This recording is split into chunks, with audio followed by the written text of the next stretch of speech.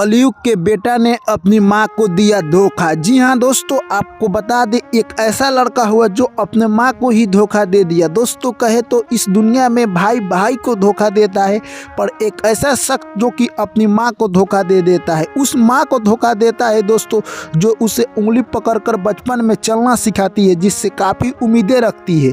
तो चलिए दोस्तों इस कहानी को हम लोग शुरू करते हैं। आप लोग दोस्तों पहली बार चैनल पर आए हैं तो चैनल को सब्सक्राइब कर लीजिएगा मेरे दोस्तों, और आप लोग से हाथ जोड़कर गुजारिश है दोस्तों कि कहानी को पूरा सुनिएगा। कहानी को दोस्तों अगर आप पूरा सुनते हैं तो आपको ज़िंदगी में बहुत बड़ा सीख मिलेगी जो आपको आगे चलकर काम आने वाली है। तो चलिए दोस्तों कहानी को शुरू करते हैं। एक छोटा सा गांव था, उसमें एक किसान रहा करता था।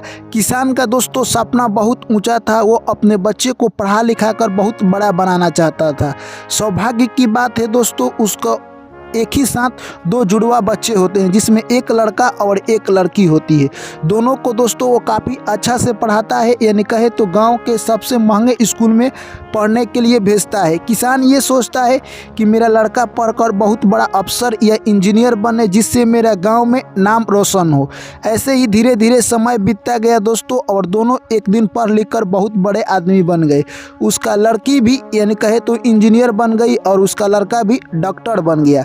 समय की खेल है दोस्तों, यानी उसके घर से गरीबी सारा खत्म हो गया। अब उसके घर गाड़ी घोड़ा यानी बहुत सारा संपत्ति दौलत हो गया। अब किसान सोचने लगा कि अपना बेटा और बेटी की शादी कर देता हूं। किसान अपने बेटे और बेटी की शादी बहुत धूमधाम से करता है। समय ने दोस्तों एक बार फिर करवट लिया और किसान की अचानक तबीयत खराब हो जाती है।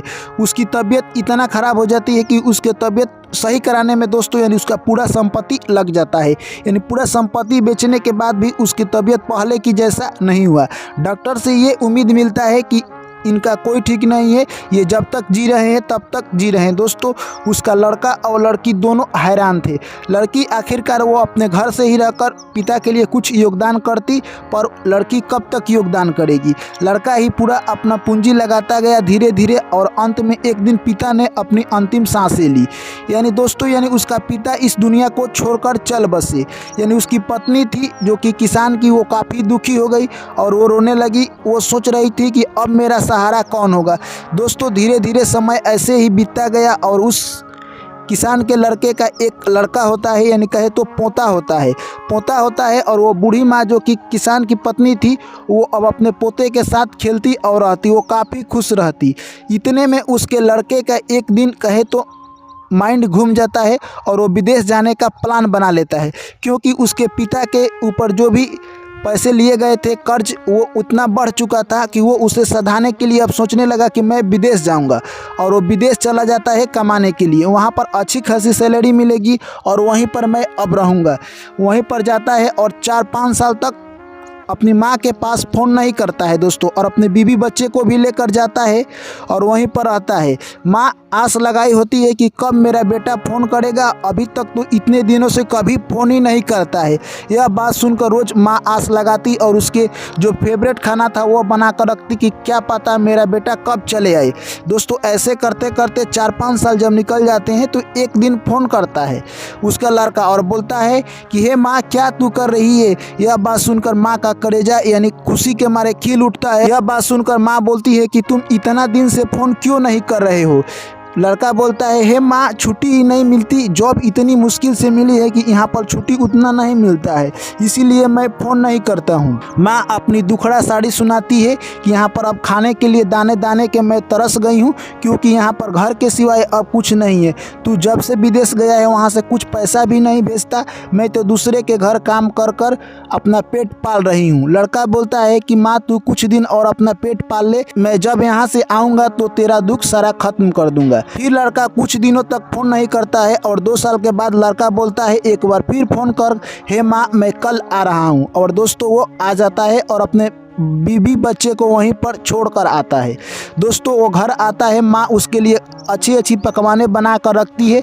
आता है और पकवान वकवान खाता है और खाकर अपनी माँ से बोलता है हे माँ तू इस गांव को छोड़कर चल मेरे साथ, विदेश में तू वहीं पर रहेगी, यहाँ पर आने से कोई फ़ायदा नहीं होगा।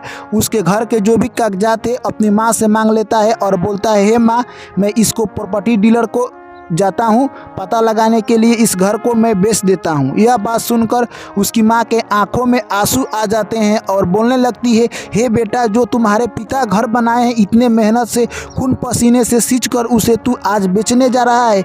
इतने में लड़का अपनी माँ को समझाता है, हे माँ देख, अब हम लोग विदेश में शिफ्ट कर जाएंगे, यहाँ पर आने की कोई ज़रूरत नहीं है। अब वहीं पर हमारा बहुत बड़ा बंगला, घर, गाड़ी घोड़ा होगा। यहाँ पर इस घर का देख रेख कौन करेगा, इस घर में कौन झाड़ू दिया बत्ती कौन जलाएगा। यह बात सोचकर बूढ़ी माँ कहने लगती है, ठीक है, तब जाओ तुम इस घर को बेच दो। वो लड़का प्रॉपर्टी डीलर के पास जाता है और उस घर का नीलामी करा देता है और उसे जो भी पैसा मिलता है वो लड़का खुद ही रख लेता है और अगले दिन अपने माँ को लेकर एयरपोर्ट पर निकल जाता है। दोस्तों एयरपोर्ट पर जाता है और अपनी माँ को एयरपोर्ट के बाहर ही बैठा देता है और बोलता है, हे माँ, तू यहीं पर बैठी रह, मैं अंदर जाता हूँ और अंदर से सामान, टिकट और वीज़ा चेक करा कर आता हूँ। उसके बाद हम लोग यानी कहे तो विदेश के लिए फ़्लाइट करेंगे। यह बात सुनकर उसकी माँ बोलती है, ठीक है बेटा, तू जा अंदर जाकर सारी चेक करा कर आ, तब तक मैं यहीं पर बैठी रहूँगी। दोस्तों वो लड़का अंदर जाता है और जाकर जो भी प्रोसेस था वो कराकर दोस्तों वो फ्लाइट के लिए कहे तो वो रवाना हो जाता है। यानी वो लड़का अपनी माँ के लिए टिकट नहीं कटाया था दोस्तों, वो विदेश यानी जो घर बेचकर वो जो पैसा मिला वो लेकर यानी कहे तो वो विदेश चला जाता है। इधर कहे तो 2 घंटा, 3 घंटा, 4 घंटा देखते देखते दोस्तों यानी कहे तो शाम के 4 बज गए और बूढ़ी माँ सोचने लगी कि मेरा लड़का अभी तक क्या कर रहा है, अभी तक नहीं आया। यानी इसको आशा लगा था कि मेरा लड़का यानी वीज़ा टिकट चेक करा कर आएगा तो हम भी विदेश जाएंगे। दोस्तों इतने में बूढ़ी माँ वहाँ पर एक सिक्योरिटी गार्ड था, उसे खड़ा था, उसे पूछती है कि मेरा लड़का इधर गया है एयरपोर्ट में वीज़ा चेक कराने के लिए। सिक्योरिटी गार्ड बोलता है कि तुम्हारा लड़का इधर कोई नहीं गया है, यहाँ पर कोई भी यात्री नहीं, यहाँ से सारी फ्लाइटें जा चुकी है। इतने में फिर वो बूढ़ी माँ रिक्वेस्ट करने लगती है कि मेरा लड़का का नाम राहुल है, वो गया है सुबह में 10 बजे के करीब में वो गया है। यह बात सुनकर वो सिक्योरिटी गार्ड जाकर वहाँ जांच कराता है तो पता चलता है कि 11 बजे वाली फ़्लाइट से उसका लड़का यानी कहे तो विदेश के लिए रवाना हो चुका है। यह बात जैसे ही उसकी माँ सुनती है उसके पैरों तले से ज़मीन हट जाता है और उसका कलेजा छली हो जाता है दोस्तों। और वो माँ सोचने लगती है कि मेरा बेटा आया था मेरे को सुख देने के लिए और मेरा घर यानी कहे तो मेरे पति का घर बनाया हुआ बेचकर वो सारा पैसा लेकर विदेश भाग गया। यह सब बात सुनकर माँ का कलेजा छली हो जाता है दोस्तों। वो धीरे धीरे एयरपोर्ट से घर चली जाती है। घर जाती है तो दोस्तों देखती है कि उसका घर नीलामी हो चुका है और वहाँ पर दूसरे लोग रह रहे हैं। उसके घर के पास एक चौतरा था, उसी पर वो माँ जाकर सो जाती है। गाँव के जो भी लोग आसपास के आते जाते उसे कुछ खाना दे देते, वो खाकर वहीं पर रात में सो गई। सुबह उठती है तो देखती है कि उस घर का मालिक कहता है, हे बूढ़ी औरत, तुम्हारा घर तो बिक चुका है, अब तुम यहाँ पर क्यों सोती हो, जाओ, या तुम्हारा घर नहीं है। यह बात सुनकर बूढ़ी माँ कहती है कि मेरा घर तो नहीं है, मैं इसी चौतरा पर अपनी ज़िंदगी गुजार लूँगी, चाहे जितना दिन मुझे और जीना पड़े। वो घर का मालिक बूढ़ी माँ की हालत देखकर पसीज जाता है और बोलता है कि चलो मैं तुम्हारे नाम एक रूम कर देता हूँ और तुम इसी घर में रहना।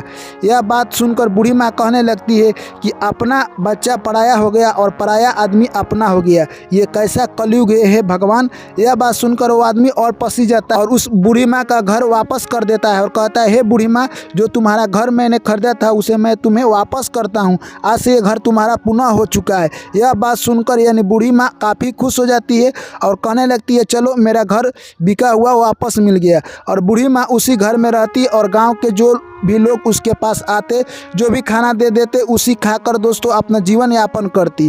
धीरे धीरे कहे तो दोस्तों समय बीतता गया और एक दिन बूढ़ी माँ गुजर गई और इस दुनिया को छोड़कर चल गई। उधर उसका लड़का जो कि विदेश में रह रहा था, उसका भी लड़का सियान हो गया था और उसका भी वो शादी कर दिया था। शादी हो जाने के बाद उसकी बहू आती है तो उसके साथ भी वही करती है, घर से उसको निकाल देती है और घर से जैसे ही उसको निकालती है वो भी दर दर की ठोकरें खाने लगता है और भीख मांगकर खाने लगता है, क्योंकि वो बूढ़ा हो गया था, उसके भी पास अब पैसा और धन संपत्ति दौलत नहीं था। वो सोचता है कि चलता हूँ घर और अपनी माँ से मिलता हूँ। वो दोस्तों विदेश से घर आता है और आकर देखता है कि मेरा घर तो दूसरे आदमी के हाथ में है, यानी क्योंकि मैं बेच कर गया था, और लोगों से पूछने लगता है क्या यहाँ पर मेरी माँ रहती है, कहाँ चली गई। लोग कहते हैं आज से बहुत दिन पहले तुम्हारी माँ इस दुनिया को छोड़कर चली गई।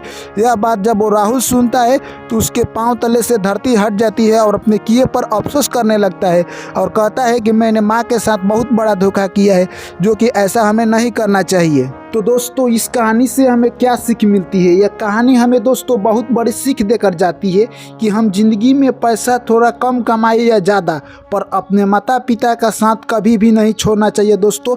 जिस तरह से राहुल ने अपने माता पिता का साथ छोड़ दिया और अंततः उसे दुख भोगना पड़ा, जैसा करनी वैसा भरनी। ठीक उसी प्रकार जिस प्रकार दोस्तों अपने माता पिता को छोड़ा था, उसका लड़का उसे भी छोड़ दिया। इसीलिए कहा जाता है दोस्तों कि गलत करोगे तो गलत पाओगे। इसीलिए हमें ज़िंदगी में थोड़े से पैसे के लिए अपने माता पिता को नहीं त्यागना चाहिए। तो चलिए दोस्तों, ये कहानी आप लोगों को कैसी लगी कमेंट करके हमें ज़रूर बताइए। वीडियो को लाइक कीजिए, दोस्तों के साथ शेयर कीजिए और चैनल को सब्सक्राइब नहीं किए हैं मेरे दोस्त तो चैनल को सब्सक्राइब कीजिए। चलिए आपसे मिलते हैं फिर अगली कहानी में, तब तक के लिए सभी साथियों को प्यार भरा नमस्कार। जय श्री कृष्ण, राधे राधे।